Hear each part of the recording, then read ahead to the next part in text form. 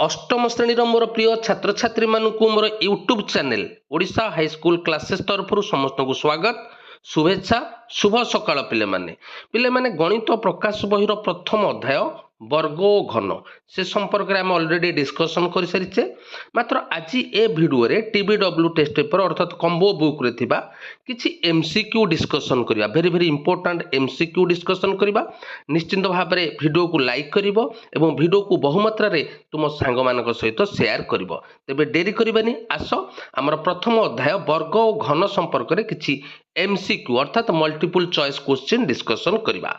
Question number 1 निम्नलिखित मध्यरु केउंटी एक पूर्णवर्ग संख्या नुहे तेबे प्रथमे आमे जानिचे काहाकू पूर्णवर्ग संख्या कहबा ना स्वाभाविक संख्या गुड़िकर वर्ग को पूर्णवर्ग संख्या कहा जाए बुझिला तो तेणु प्रथमे आमे देखिबा ए जो ऑप्शन देइछि ए केउंटी एक स्वाभाविक संख्यार वर्ग नुह बुझिला तो तेबे सेही संख्याटी पूर्णवर्ग संख्या हेबो नाही मन रख पिले स्वाभाविक संख्या गुड़िकर वर्ग को पूर्णवर्ग संख्या कहा जाए जदि आमे देखिबा 21 रो वर्ग ठीक मन रख पिले 21 रो वर्ग हैला 441 बुझिला सेही परी 256 टा पिले कहार वर्ग ना 16 रो वर्ग 16 रो वर्ग हैला 256 बुझि पाइलो पिले ठीक सही परी आ गुटे कोन देइछि ना 121 आमे जानि से 11 रो वर्ग 11 रो वर्ग 121 ता माने 441 21 रो वर्ग 256 16 रो वर्ग 121 होछि 11 रो वर्ग ता माने एई तीनोटी संख्या हमर पूर्ण वर्ग संख्या कारण एमाने स्वाभाविक संख्या बा गणन संख्यार वर्ग मात्र जो देइछि 1028 1028 एहा कोनोसी स्वाभाविक संख्यार वर्ग नुहे तेणु 1028 एक पूर्ण वर्ग संख्या नुहे सो ऑप्शन सी हेउची राइट आंसर समस्ते बुझी पारल पिले दुई नंबर प्रश्न को जिबा पिले 15 रो वर्ग केते तेबे आमे जानिचे मु बारंबार कहिछि 1 रु 30 पर्यंत वर्ग एवं घन मने रख तेबे 15 रो वर्ग केते अर्थात 15 को 15 रे गुणिले केते हबो पिले ना 225 तेणु 15 रो वर्ग हला 225 ऑप्शन बी हेउची राइट आंसर। क्वेश्चन नंबर 3 जदि गोटिए संख्यार शेष अंक 4 हुए तेबे ताहार वर्गर शेष अंक केते हबो पिले जदि गोटिए संख्यार शेष अंक 4 हुए तेबे 4 रो वर्ग केते पिले ना 16 तेणु 16 रो एकक घरे किए रहउछि ना 6 रहउछि तेणु जेउ संख्यार एकक घर 4 रहे तार वर्ग संख्यार एकक घरे निश्चिंत 6 रहिबो सो ऑप्शन बी 6 होउछि राइट आंसर। क्वेश्चन नंबर 4 को जिबा क्वेश्चन नंबर 4 कोन देइछि ना 200 रो वर्ग रे केतोटी शून्य रहिबो तबे पिले मन रख कोनोसी संख्यार शेष रे जेतिकटी शून्य थिबो तार वर्ग रे तार 2 गुण शून्य रहिबो बुझिला तो तेबे 200 रो शेष रे आमर केतोटी शून्य रहिछि 2 रो शेष रे ना 2टी शून्य रहिछि तेणु तार 2 गुण अर्थात 2 दुगुणे 4 बुझिला 4टी शून्य रहिबो मन रख पिले कोनोसी संख्यार वर्गर शेष रे केवल जुग्म संख्यक शून्य रहिबो बुझिला तो जुग्म संख्यक शून्य माने कोन ना 2टी रहि पारे 4टी रहि पारे 6टी केबे अजुग्म संख्यक शून्य रहिबो नाही तेनु एठे कहिछि 200 रो वर्ग रे केतोटी शून्य रहिबो ना जेहेतु 2 रो डाहाण पटे 2टी शून्य अछि तार 2 गुण अर्थात 4टी तेनु 4टी शून्य रहिबो ऑप्शन सी हेउछि राइट आंसर। क्वेश्चन नंबर 5 1 रु 15 मध्य रे केतोटी पूर्णवर्ग संख्या अछि तेबे आमे देखिबा 1 रु 15 मध्य रे किए पूर्णवर्ग संख्या ना 1 गोटे 2 रो वर्ग हला 4 3 रो वर्ग हला 9 4 रो वर्ग 16 16 टा 15 ठारू अधिक होई जाउछि तेणु 1 रु 15 मध्य रे तीनोटी पूर्णवर्ग संख्या अछि ऑप्शन बी हेउछि राइट आंसर। नेक्स्ट क्वेश्चन को जिबा क्वेश्चन नंबर 6 1 + 3 + 5 + 7 + 9 रो मान केते आमे बेसिक कॉन्सेप्ट जानिचे प्रथम n संख्यक अजुग्म संख्यार जोगफल हला n स्क्वायर बुझिला तो प्रथम n संख्यक अजुग्म संख्यार जोगफल हला n स्क्वायर ता माने एठारे केतोटा अजुग्म संख्या अछि ना 1 2 3 4 5 ता माने एठी n जदि 5 हैला 5 रो वर्ग समान 25 तेणु 1 मिशाण 3 1 मिशाण 3 मिशाण 5 मिशाण 7 मिशाण 9 मान हम 25 कहीं क्रमिक केतोटी अजुग्म संख्या अच्छी 5टी तेणु 5 वर्ग समान 25 सो ऑप्शन बी होची राइट आंसर। नेक्स्ट क्वेश्चन को जीवा क्वेश्चन नंबर 7 12 वर्ग 13 वर्ग मध्य केतोटी स्वाभाविक संख्या रही जहाँकि पूर्ण वर्ग नुहे तेबे आमे जानिछे जे n स्क्वायर एवं n प्लस 1 रो वर्ग मध्य केतोटी स्वाभाविक संख्या अच्छी ना 2n संख्यक बुझेला तो तेबे ठी n केते ना 12 तेणु 2 इंटू 12 12 दुगुणे केते पिले ना 24 तेणु 12 स्क्वायर एवं 13 रो वर्ग मध्य 24 टी स्वाभाविक संख्या अच्छी जहाँकि पूर्ण वर्ग नुहे सो ऑप्शन सी हेउची राइट आंसर।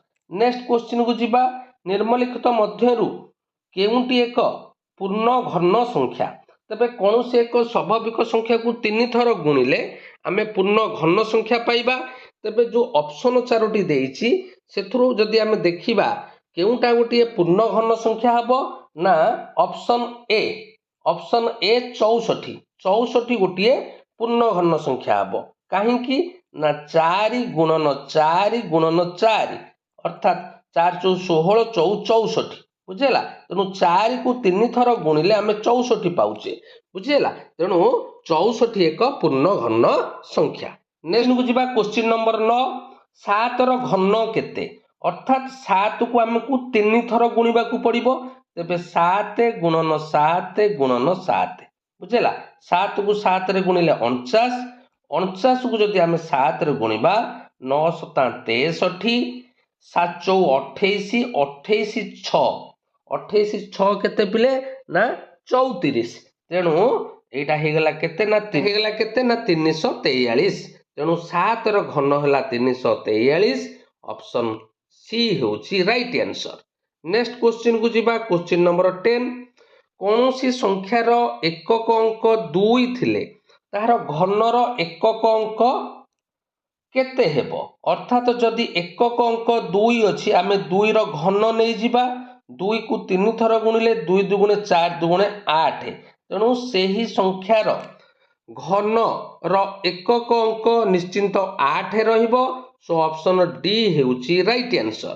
क्वेश्चन नंबर 11 को जिबा पिले क्वेश्चन नंबर 11 देछि 196 रो वर्गमूल केते तेबे आमे 196 रो मौलिक गुणनीयक नबा तेबे आकु 2 रे भाग कले 2 नुआ 18 2 अष्टा 16 आकु पुणी 2 रे भाग कले 2 चौ 8 2 नुआ 18 7 7 ता माने एठी दीटा 2 ता माने आमे आकु हळी कर दबा गोटे 2 जीवो दीटा 7 को हळी कर देले गोटे 7 गला बुझेला तेनु 7 दुगुणे 14 तेणु 196 रो वर्गमूल है 14 ऑप्शन बी हेउची राइट आंसर।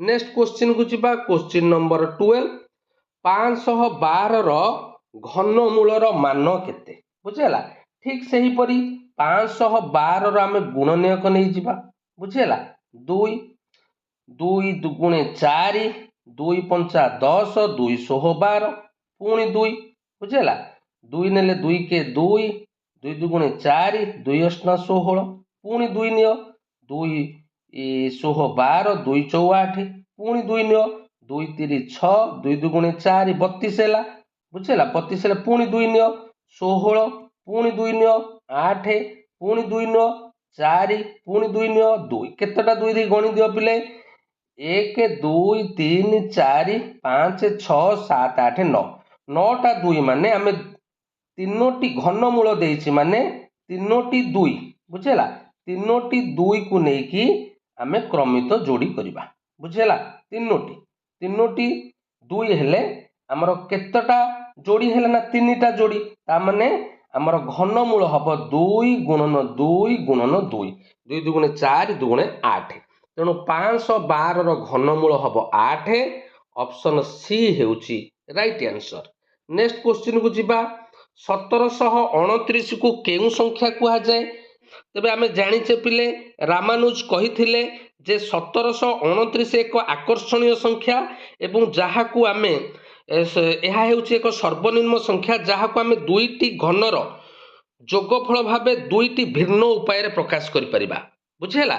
ତେଣୁ ସେଇ ସଂଖ୍ୟାକୁ ଆମେ କହିବା କ'ଣ ନା ଟ୍ୟାକ୍ସି କ୍ୟାବ୍ ସଂଖ୍ୟା। ତେଣୁ 1729 ହେଉଛି ସବୁଠାରୁ ସର୍ବନିମ୍ନ ଟ୍ୟାକ୍ସି କ୍ୟାବ୍ ସଂଖ୍ୟା। ତେଣୁ ପଚାରିଛି 1729 କେଉଁ ସଂଖ୍ୟା କୁହାଯାଏ? ମନେ ରଖିବ 1729କୁ ଟ୍ୟାକ୍ସି କ୍ୟାବ୍ ସଂଖ୍ୟା କୁହାଯାଏ। ଅପସନ୍ ବି ହେଉଛି ରାଇଟ୍ ଆନ୍ସର। 30ର ଘନରେ କେତୋଟି ଶୂନ ଥାଏ? ଦେଖ ପିଲେ 30ରେ ଆମର କେତେଟା ଶୂନ ଅଛି ନା ଗୋଟେ ଶୂନ ଅଛି। ତାର ଘନରେ କେତେଟା ଶୂନ ରହିବ ନା ତାକୁ 3ରେ ଗୁଣି ଦିଅ। 3 କେ 3। ତେଣୁ ତାର ଘନରେ 3ଟି ଶୂନ ରହିବ। ମନେ ରଖିଥା ଯେତେବେଳେ ବର୍ଗରେ କରିବ 2 ଗୁଣିବ, ଘନ ହେଲେ 3 ଗୁଣିବ। ତେଣୁ ଏଠି 3ଟି ଶୂନ ରହିବ। ଅପସନ୍ ସି ହେଉଛି ରାଇଟ୍ ଆନ୍ସର। ନେକ୍ସଟ କ୍ୱେଶ୍ଚିନକୁ ଯିବା। ନିମ୍ନଲିଖିତ ମଧ୍ୟରୁ କେଉଁଟି ଟ୍ୟାକ୍ସି କ୍ୟାବ୍ ସଂଖ୍ୟାର ଏକ ରୂପ? ତେବେ ଆମେ ଜାଣିଛେ ପିଲେ 1729 ବୁଝିହେଲା ଗୋଟେ ଟ୍ୟାକ୍ସି କ୍ୟାବ୍ ସଂଖ୍ୟା ଏବଂ 1729କୁ ଆମେ ଦୁଇ ପ୍ରକାର ଲେଖିପାରିବା। ଗୋଟେ କ'ଣ ଲେଖିବା ନା 10ର କ୍ୟୁ ପ୍ଲସ୍ 9ର କ୍ୟୁ। ଆଉ କ'ଣ ଲେଖିପାରିବା ନା 12ର କ୍ୟୁ ପ୍ଲସ୍ 1ର କ୍ୟୁ। ବୁଝିହେଲା। ଦୁଇଟି ଭିନ୍ନ ଉପାୟରେ ଦୁଇଟି ଗଣନ ସଂଖ୍ୟାର ଘନର ଯୋଗଫଳ ରୂପେ ପ୍ରକାଶ କରିପାରୁଛେ। ତେଣୁ 1729 ଗୋଟେ ଟ୍ୟାକ୍ସି କ୍ୟାବ୍ ସଂଖ୍ୟା। ତେଣୁ ପ୍ରଶ୍ନ ଏଠାରେ ଦେଇଛି ନିମ୍ନ ମଧ୍ୟରୁ କେଉଁଟି ଟ୍ୟାକ୍ସି କ୍ୟାବ୍ ସଂଖ୍ୟାର ଏକ ରୂପ? ତେଣୁ ଏ ହେବ ବି ହେବ। ତେଣୁ ଏଠାରେ ଅପସନ୍ ସି ଉଭୟ ଏ ଓ ବି ହେଉଛି ରାଇଟ୍ ଆନ୍ସର। ସମସ୍ତେ ବୁଝିପାରିଲ। ନେକ୍ସଟ କ୍ୱେଶ୍ଚିନକୁ ଯିବା। 21ର ବର୍ଗ ଫେଡାଣ 20ର ବର୍ଗର ମାନ କେତେ? ପିଲେ ଏଇଟା ଗୋଟେ ବେସିକ୍ କନସେପ୍ଟ ମନେ ରଖ। ଦୁଇଟି କ୍ରମିକ ସଂଖ୍ୟାର ବର୍ଗର ଅନ୍ତର ସେ ଦୁଇଟି ସଂଖ୍ୟାର ଯୋଗଫଳ ସଙ୍ଗେ ସମାନ। ବୁଝିହେଲା ତ? ତେଣୁ ଏଠି 20 21 କ୍ରମିକ ସଂଖ୍ୟା ତାର ବର୍ଗର ଅନ୍ତର ସେ ଦୁଇଟି ସଂଖ୍ୟାର ଯୋଗଫଳ ସଙ୍ଗେ ସମାନ। ତା ମାନେ 21କୁ 20 ମିଶେଇ ଦିଅ କେତେ ହେଲା ନା 41। ତେଣୁ ଏଠି ରାଇଟ୍ ଆନ୍ସର ହେବ 41। ଅପସନ୍ ଡି ହେଉଛି ରାଇଟ୍ ଆନ୍ସର। ନେକ୍ସଟ କ୍ୱେଶ୍ଚିନକୁ ଯିବା 17 ନମ୍ବର। ପ୍ରଥମ n ସଂଖ୍ୟକ ଅଯୁଗ୍ମ ସଂଖ୍ୟାର ଯୋଗଫଳ କେତେ ହେବ? ଏଇଟା ବେସିକ୍ କନସେପ୍ଟ। ପ୍ରଥମ n ସଂଖ୍ୟକ ଅଯୁଗ୍ମ ସଂଖ୍ୟାର ଯୋଗଫଳ ହେବ n ସ୍କୋୟାର। ଅପସନ୍ ସି ହେଉଛି ରାଇଟ୍ ଆନ୍ସର। ନେକ୍ସଟ କ୍ୱେଶ୍ଚିନକୁ ଯିବା। Question number 18। କେଉଁ ସଂଖ୍ୟାର ବର୍ଗର ଶେଷ ଅଙ୍କ 9 ହେବ? ତେବେ ଆମେ ଜାଣିଛେ ଯେଉଁ ସଂଖ୍ୟାର ଏକକ ଘରେ 3 ଥିବ, ମନେ ରଖ ପିଲେ, ଯେଉଁ ସଂଖ୍ୟାର ଏକକ ଘରେ 3 ଥିବ ତାର ବର୍ଗ ସଂଖ୍ୟାର ଏକକ ଘରେ 9 ରହିବ। ତେଣୁ ସେ କହୁଛି କେଉଁ ସଂଖ୍ୟାର ବର୍ଗର ଶେଷର ଅଙ୍କ 9 ରହିବ? ତେବେ ଆମେ ଦେଖିବା ସେହି ସଂଖ୍ୟାର ଏକକ ଘରେ 3 ଥିବ। ତେଣୁ ଯେଉଁ ଅପସନ ଦେଇଛି ଦେଖିବା କେଉଁ ସଂଖ୍ୟାର ଏକକ ଘରେ 3 ଅଛି। ଅପସନ ଏ ଲକ୍ଷ୍ୟ କର 23। ଯେହେତୁ ଏହାର ଏକକ ଘରେ 3 ଅଛି ତେଣୁ ଏହାର ବର୍ଗର ଶେଷ ଅଙ୍କ 9 ରହିବ। Question number 19। କେଉଁ ସଂଖ୍ୟାର ଘନର ଶେଷ ଅଙ୍କ 7 ରହିବ? ତେଣୁ କୌଣସି ସଂଖ୍ୟାର ଏକକ ଅଙ୍କ ଯଦି 3 ଅଛି ତେବେ ତାର ଘନର ଏକକ ଅଙ୍କ 7 ହେବ। କାହିଁକି ନା 3କୁ 3 ଥର ଗୁଣିଲେ 3 3 9 3 27 ତାର ଏକକ ଘରେ 7 ରହୁଛି। ତେଣୁ ଯେଉଁ ସଂଖ୍ୟାର ଏକକ ଘରେ 3 ଥିବ ସେଇ ସଂଖ୍ୟାର ଘନର ଏକକ ଘରେ କିଏ ରହିବ? 7 ରହିବ। ତେଣୁ ସେଇ ଅପସନ ଭିତରୁ ଦେଖିବା କେଉଁ ସଂଖ୍ୟାର ଏକକ ଘରେ 3 ଅଛି ନା 13। ଅପସନ ବି ହେଉଛି ରାଇଟ୍ ଆନ୍ସର। Question number 20। ନିମ୍ନଲିଖିତ ମଧ୍ୟରୁ କେଉଁଟି ଏକକ ସ୍ଥାନରେ ଥିଲେ ସଂଖ୍ୟାଟି ପୂର୍ଣ୍ଣବର୍ଗ ସଂଖ୍ୟା ହୋଇପାରିବ? ଏବେ ପିଲା ଆମେ ମନେ ରଖିବା ଯେଉଁ ସଂଖ୍ୟାର ଏକକ ଘରେ 2 3 7 8 ଥିବ ତାହା କେବେ ପୂର୍ଣ୍ଣବର୍ଗ ସଂଖ୍ୟା ହେବ ନାହିଁ। ଏ ଚାରୋଟି ଅଙ୍କ ମନେ ରଖ 2 3 7 8। ଆଚ୍ଛା, ଯେଉଁ ସଂଖ୍ୟାର ଏକକ ଘରେ 0 1 4 5 6 9 ଥିବ ତାହା ଏକ ପୂର୍ଣ୍ଣବର୍ଗ ସଂଖ୍ୟା। ତେଣୁ ଦେଖ ଅପସନ ଏ ରେ 2 ଅଛି ତେଣୁ ଏଟା ପୂର୍ଣ୍ଣବର୍ଗ ସଂଖ୍ୟା ହେବ ନାହିଁ। ଅପସନ ବି ରେ 3 ଅଛି ଏହା ମଧ୍ୟ ହେବ ନାହିଁ। ଅପସନ ଡି ରେ 7 ଅଛି। ଅପସନ ଡି ରେ 7 ଅଛି ଏହା ଗୋଟିଏ ପୂର୍ଣ୍ଣବର୍ଗ ସଂଖ୍ୟା ହେବ ନାହିଁ। ତେବେ କେଉଁଟା ଏକ ପୂର୍ଣ୍ଣବର୍ଗ ସଂଖ୍ୟା ହେବ? ଯେହେତୁ ଅପସନ ସି ରେ 5 ଅଛି ତେଣୁ ଯେଉଁ ସଂଖ୍ୟାର ଏକକ ଘରେ 5 ଥିବ ତାହା ଏକ ପୂର୍ଣ୍ଣବର୍ଗ ସଂଖ୍ୟା ହୋଇପାରେ। ଅପସନ ସି ହେଉଛି ରାଇଟ୍ ଆନ୍ସର। ନେକ୍ସଟ କ୍ୱେଶ୍ଚିନକୁ ଯିବା। Question number 21। ଦୁଇଟି କ୍ରମିକ त्रिभुजाकार संख्या 3 और 6 रो जोगफल एक कि प्रकार संख्या हेबो। तेबे 3 आउ 6 रो जोगफल केते पिले ना 9।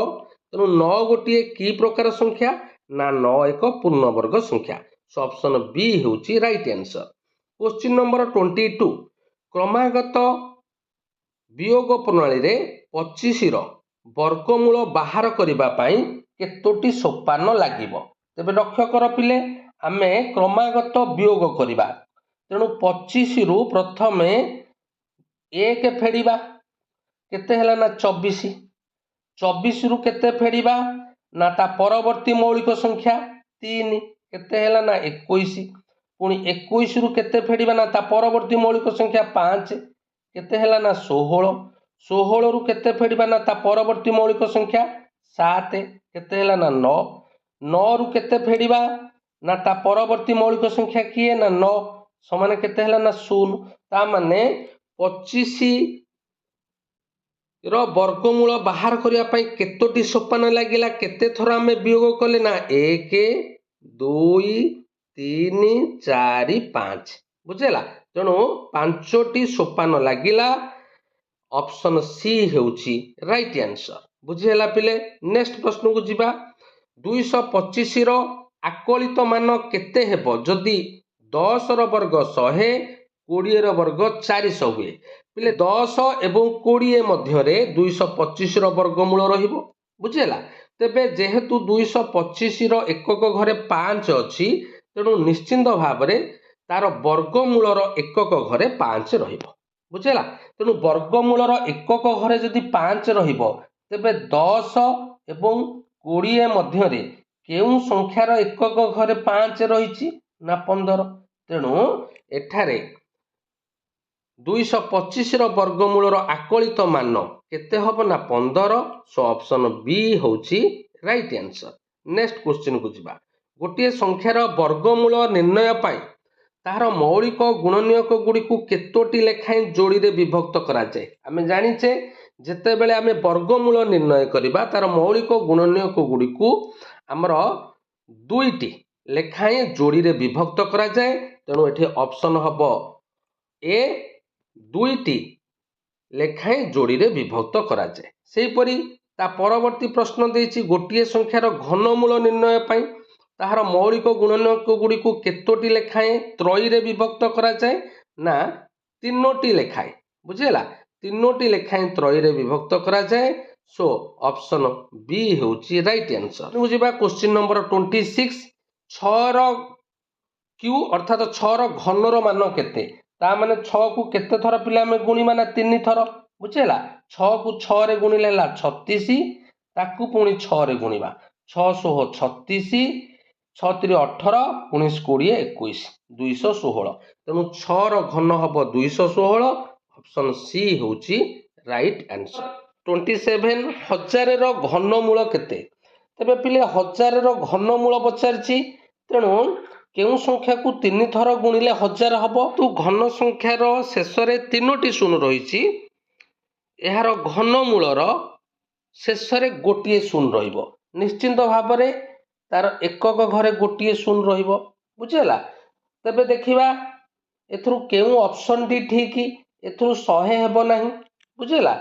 तबे एठारे एकक घरे की अछि ना 1 1 रो घनमूल केते ना 1। बुझेला। तेणु जेहेतु 1 रो घनमूल 1 तेणु ए शून्य रो बाम पटे आमे 1 लिखि दबा। तबे संख्याटी केते हैला ना 10।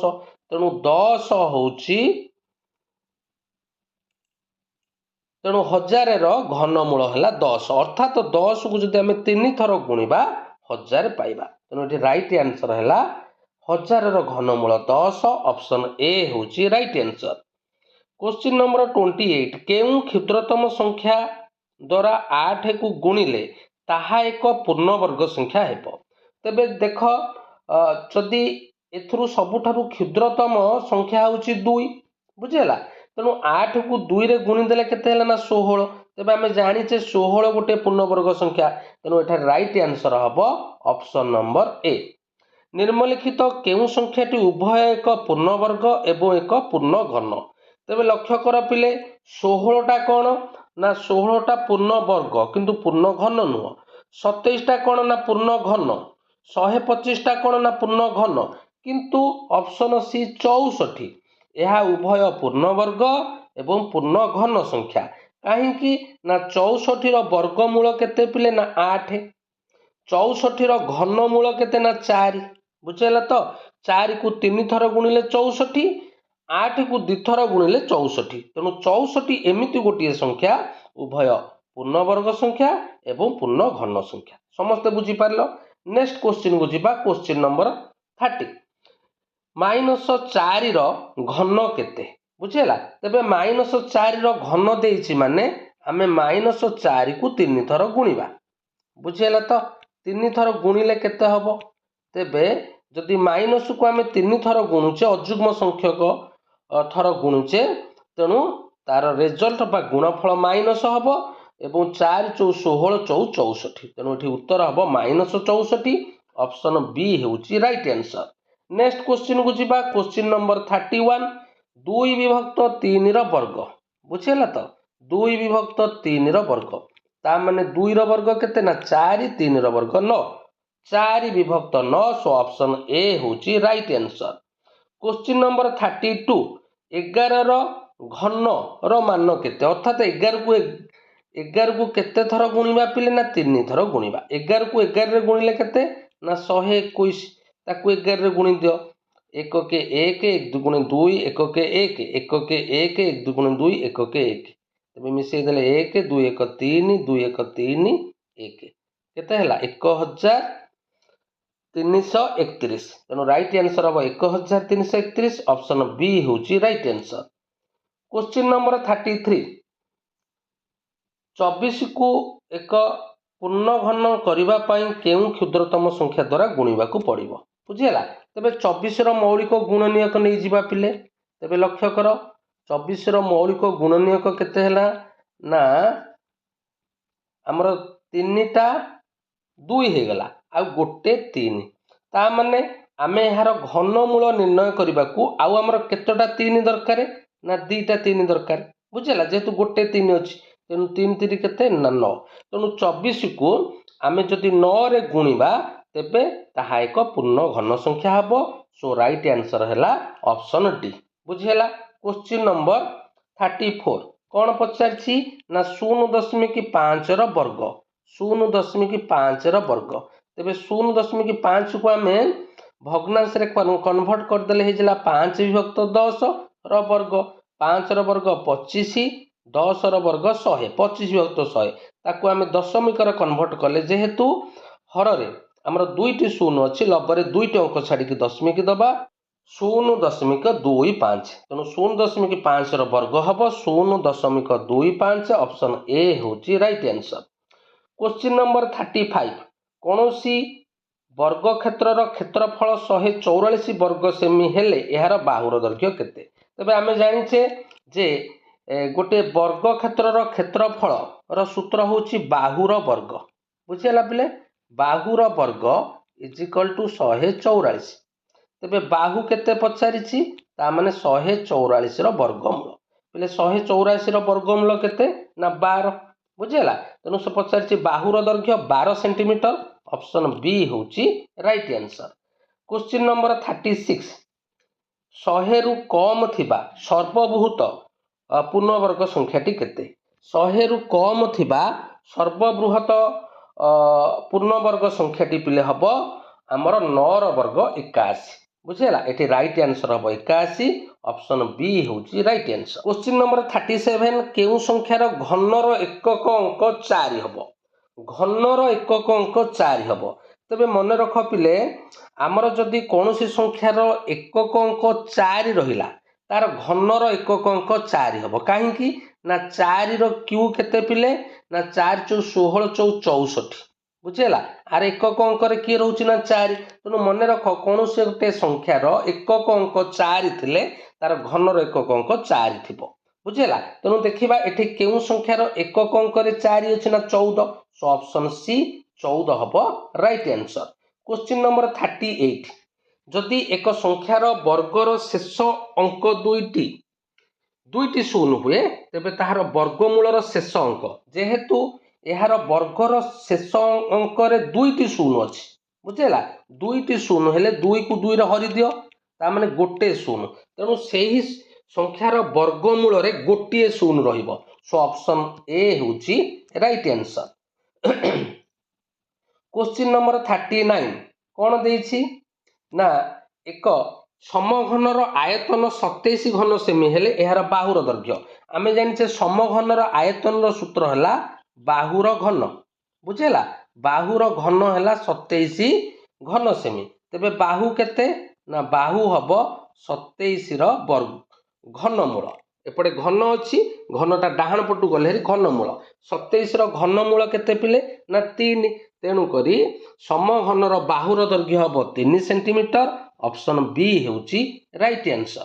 गोटे लास्ट क्वेश्चन को जीवा क्वेश्चन नंबर 40 27,000 घनमूलर मान केते तेबे लक्ष्य कर 27,000 डाहाण पटे बुझेला 27 रो डाहाण पटे 3टी शून्य रही जदि 3टी शून्य रही तार घनमूलर शेष को केतटा शून्य रहिबो ना 3 को 3 रे भाग करदेले गोटे शून्य रहिबो बुझेला आ 27 रो घनमूल केते ना 27 रो घनमूल हला 3 बुझेला एवं गोटे शून्य रहिबो ता माने उत्तर केते पाइबा ना 30 तेणु 27,000 रो घनमूलर मान हबो 30 ऑप्शन बी होची राइट आंसर।